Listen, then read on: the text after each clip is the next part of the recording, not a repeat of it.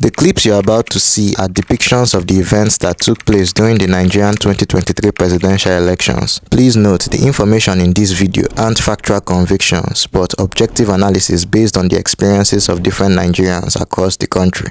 We had got local governments, and then these people have started beating us here. They're beating some of our people. They're beating most of our people there. They're beating some of our people there. They are started though. They are beating us. We are here. Don't cry, madam. Don't cry, madam. Don't cry. Even with blood dripping on your face. Dripping from your face, you're still voting. Women, they're not even spared of this. Sort of a woman whose eye was nearly blinded. I don't know the savages that we have. Could still work. I have life in me. I know my vote can make a difference, can make a change. It's important I vote. LUP 74. LUP 75. LUP 78. LUP 77. 78. Any evil where they born very well, where they born here, where they born here, make it come for It was not counted though. It was not counted. It was not counted. They didn't count it. It was not counted though. Yes, the thing he's doing is wrong because we are seeing the results here and not the results we had at the polling units. And he needs to stop what he's doing because he's now entering everything into the master sheet for the beavers. Tell us before you start your presentation that what you are presenting before cameras, that what you are presenting is what is uploaded on INEC website, and see if you have given wrong information, you will not go to jail. Having satisfied the requirements of the law, is hereby declared the winner and is returned elected. You promise that the election will be transparent. After uploading results, a few hours after uploading results, the result was deleted. Why? It's my belief, and I've maintained so consistently, that if you must answer His Excellency, the process through which you arrive to office must be excellent. The 2023 Nigerian presidential elections, which was held on the 25th of February, has been described by many as the worst elections in the history of the country, with people saying that the election was intentionally and strategically stolen from the people's preferred candidate, a man named Peter Obi, by one man named Bola Ahmed Tinubu and his party APC, the ruling party, who they said rigged the elections massively in collusion with the electoral body INEC and honestly betrayed the trust of the whole nation. We are going to be looking into each and every way this supposed rigging took place, from the use of local thugs to coerce voters into voting for the ruling party APC, to the failure of INEC, the electoral body of Nigeria, in uploading election results in real time for voters to monitor, and eventually to the declaration of the winner of the presidential elections, Bola Ahmed Tinubu, in the middle of the night. We are going to be uncovering all this and more, starting with how INEC failed to deliver electoral materials on time to the polling units of several voters around the country. Now, it was clearly stated by the electoral body of Nigeria, INEC, that the election materials will arrive on or before 8:30 p.m. and accreditation will commence. For those who will be accredited early, they would get to vote immediately, and all voters will be done voting at around 2:30 p.m. This was the information we received from INEC. But of course, as all things in Nigeria, it was a lie. Some polling units in the country didn't begin voting until very late hours in the day. My wife didn't vote until 8:43. Some people stood for the votes to count at my ward. 1:43 a.m. From 8 in the morning on Saturday till 8 in the morning on Sunday. Many believe that this was a deliberate plot to disenfranchise voters in particular regions nationwide from voting, because of the fact that in a country like Nigeria, the people's patience are already stretched really thin and might not be able to bear the inconveniences of standing for hours. But surprisingly, in the 2023 presidential elections, people endured and stood waiting for hours in stoic rebellion against any form of disenfranchisement. Rain fell on people. People in my ward, Ward 3 Ajiro, they brought generator from their homes, on their heads. They brought generator. We bought drinks for officials. We took care of ourselves. We stood. And with that failing to deter voters, the obvious next move for the politicians who are alleged to have rigged the elections was to employ violence, thug violence to be precise. In In the later hours of the day, clips started emerging showing politically sponsored thugs intimidating and coercing voters into voting for a particular party. If you don't vote APC for a year, go your house. Nobody wants you come here. Go house, so if I see you vote another, I will go look at. If I see you vote another part, but go ahead and I repeat them again. Any evil where they from very well, where they born here, where they born here, make it come for you. There was a particular clip that caught the eyes of both the national and international authorities. A clip of a lady who refused to vote for the ruling party APC and was manhandled by a bunch of thugs. I felt a huge impact on my face. Instantly I heard gunshots. Initially I felt I've been shot at. I thought it was a bullet has hit me. I started shouting for help, calling for help. People were running past me. We are here. Don't cry, madam. Don't cry, madam. Don't cry. Even with blood dripping on your face, dripping from your face, you're still voting. It was also believed that these thugs were allegedly sponsored by the ruling party APC because of their flag bearer Bola Ahmed Tinubu's ties to the Lagos gangster and thuggery underworld that has been terrorizing its people for decades. Allegedly, of course. But alas, when the bullying failed to break the spirits of the determined voters, the next phase of rigging they indulged in was the snatching and destruction of ballot boxes in the polling units of their rival parties. These were a separate group of thugs, some even being part of the Nigerian police, who majorly disrupted the elections in this way.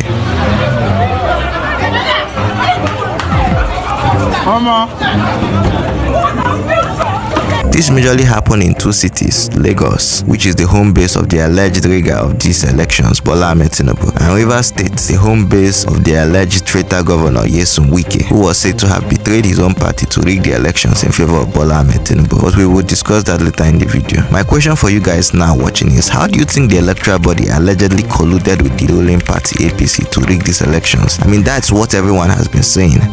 Mahmoud bypassed the process of transferring electronically the result of the presidential election intentionally and willfully in order to manipulate the election to pronounce Bola Tinubu the president-elect. And that was one of the first things I said when this video started. So how? Well, before I answer that question, give me a few seconds to talk about my mobile video editing masterclass. Alright, so you're an aspiring content creator and you want to learn how to edit videos on your phone. Maybe you've been seeing all these fancy edits on TikTok and YouTube and you really want to try it out. You want to replicate those fancy edits you saw in your own videos with your own footage. Well, don't worry, I did for you. I have compiled a very simple to understand mobile video editing class that will start by teaching you the basics of video editing, then gradually level you up and show you all the gymnastics, magic tricks, all those fancy stuff you want to learn that you can put in your videos to make it very interesting, very engaging and very entertaining. As for me, I've been editing on my phone both professionally and for my channel for the past 2 years now. I think this March will make it 2 years. So I don't date the streets stay. So I think I'm in a better place to answer your questions when you are confused in any aspect of the class. Explain some of the topics we'll be learning in such a way that it will be easy to understand. You just your phone, it's nothing hard. So yeah, if you're interested in the class or you might have some questions to ask about the class, you can DM the number you see on the screen. You can click the first link in the description below or the first link in the comment section and you'll be redirected to my DM. Yeah. And while we're on the topic of redirection, let me answer the question from earlier on how INEC colluded with the APC to rig the elections. Well, it was a simple game of misdirection and blatant lying. Let me explain. Several months prior to the election in 2022, the President of Nigeria signed into law the amended Electoral Act of 2002, which promoted the use of electronic transmission of election results in real time to voters with a device named BVAS as a means to authenticate every polling unit result that will be collated at the state level and federal level likewise. This was a way to establish trust amongst the electoral body and the masses. 184, 185, 186, 187, 188. These new strives in our electoral process were reinforced by the appearance of the INEC chairman, Professor Mahmoud Yakubu, at the Chatham House in London, where he reiterated this in a statement. The BVAS system has been used before, but not without teething problems, especially in the recent governorship election. What guarantees can you give to the Nigerian Nigerian people that all the problems have been ironed out and it's going to work properly when it's counting 90 million votes. But all elections, especially those involving the type of extensive national deployment like we do in Nigeria, will naturally come with challenges. We have worked closely with stakeholders and development partners to confront these challenges, and we are satisfied with our preparations so far. And with that, the federal government signed off 300 billion naira of borrowed funds for this particular election in question. But of course, as all good things that seem to raise the trust of people in the Nigerian government, there's always a layer of underlying bullshit waiting to bite and drain the trust completely out of the citizens. Before the presidential elections, the Beavers was used to conduct gubernatorial elections in Osun State, one of the states in Nigeria, and it was deemed to be very proficient. Another mock elections was held all around the country to ensure the system's durability, and it was fantastic. When it came to the D-Day, the day of the presidential elections, February 25th, the Beavers began to develop some very annoying issues.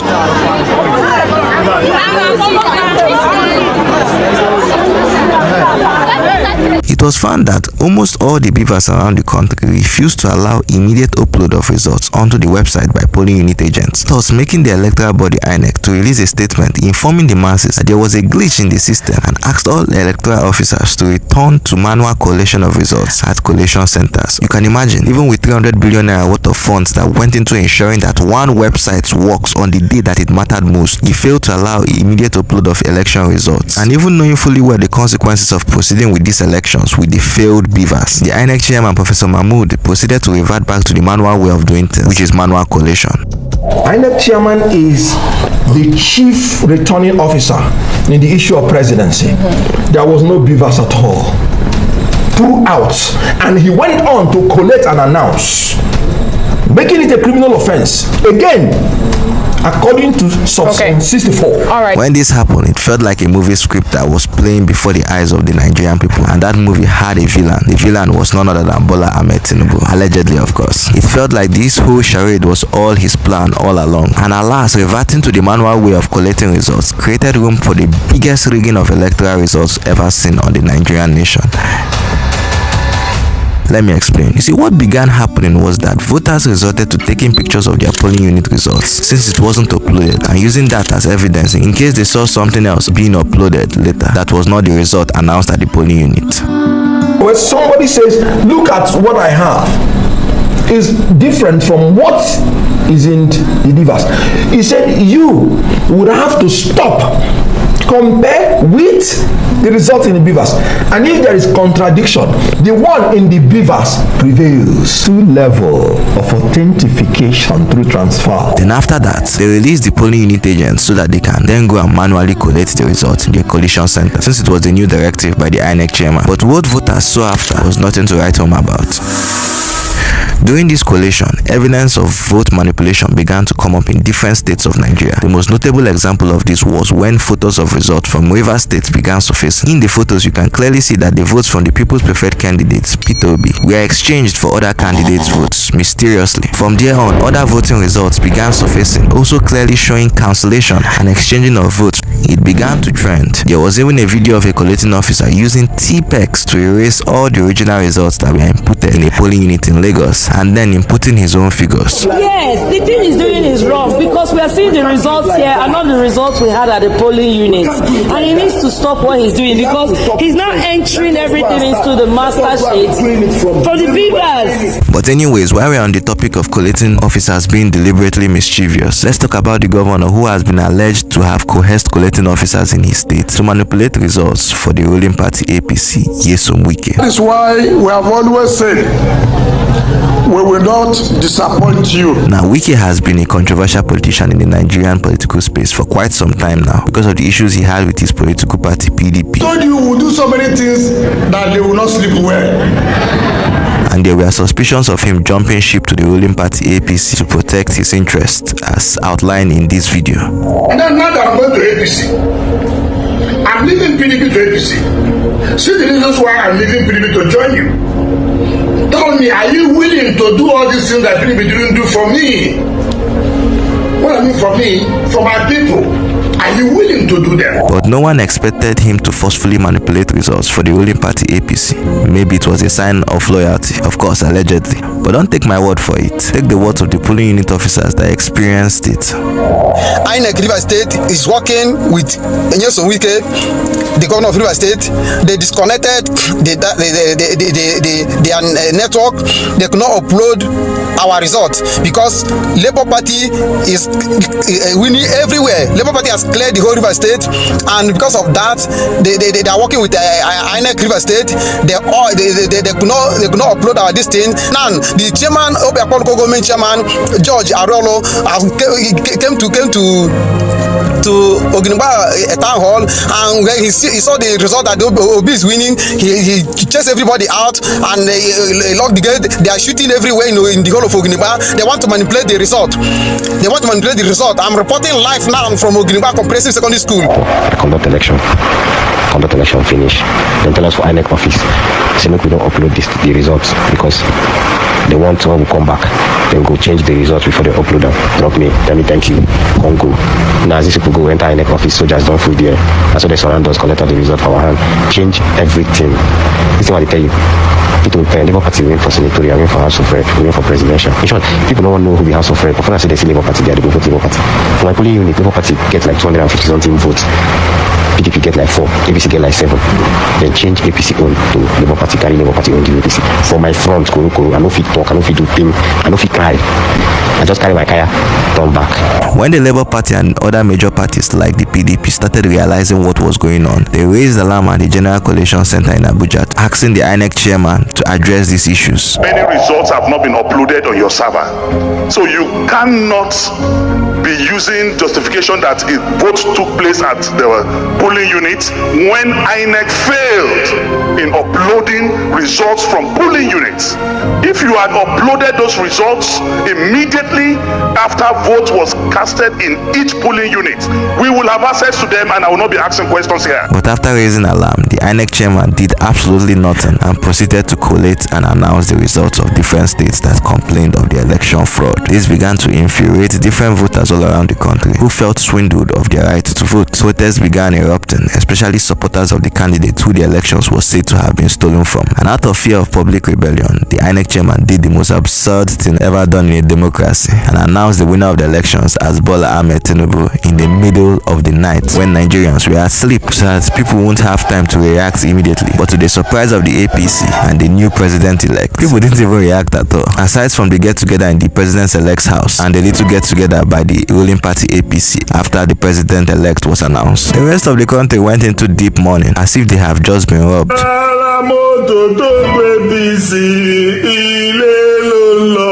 And the silence of the candidate that the election was said to have been stolen from became more popular than the president-elect's acceptance speech. But what do I know? This is what I personally understood from this whole charade. And speaking of understanding, if you would like to know the secret of Nigerian scammers, watch this next video. Trust me, you'll enjoy it.